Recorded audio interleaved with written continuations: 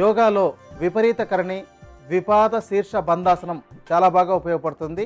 విపరీత కరణి ఈ ప్రక్రియ సాధన చేయడానికి ముందుగా వెల్లకిల్లా పడుకోవాలి. తరువాత కాళ్ళు రెండింటినీ పైకెత్తుతూ 2 చేతుల సహాయంతో నడుమును కూడా పైకెత్తి నడుమును చేతులపై ఉంచి కాళ్లను ఏటవాలుగా ఉంచాలి. శ్వాస సాధారణంగానే తీసుకోవాలి.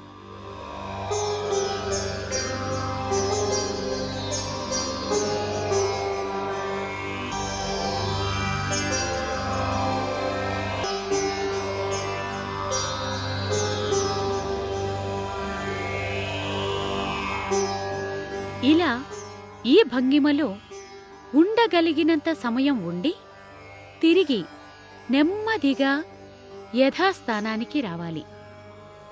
ఇలా ఈ ప్రక్రియ రోజూ 3 నుండి 6 సార్లు సాధన చేయవచ్చు.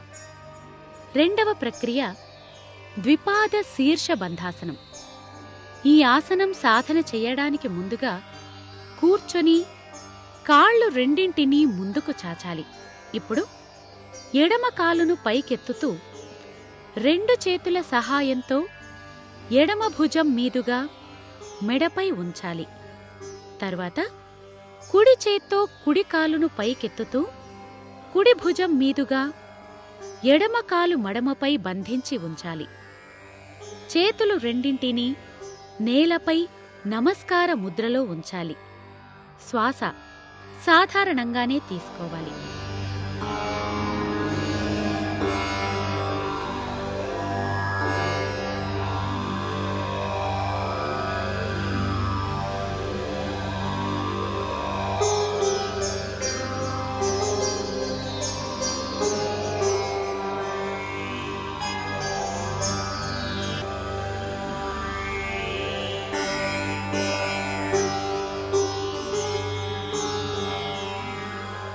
ఇలా ఈ భంగిమలో ఉండగలిగినంత సమయం ఉండి తిరిగి యథాస్థానానికి రావాలి.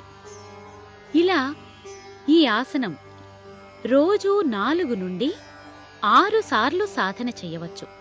ఈ విధంగా విపరీత కరిణి, ద్విపాద శీర్ష బంధాసనం సాధన చేయటం ద్వారా శరీరంలోని అన్ని భాగాలకు రక్త ప్రసరణ సక్రమమై పెద్ద మెదడు, చిన్న మెదడులో పేరుకుపోయిన అపాన వాయువులు నశించి నీరసం నివారించబడుతుంది.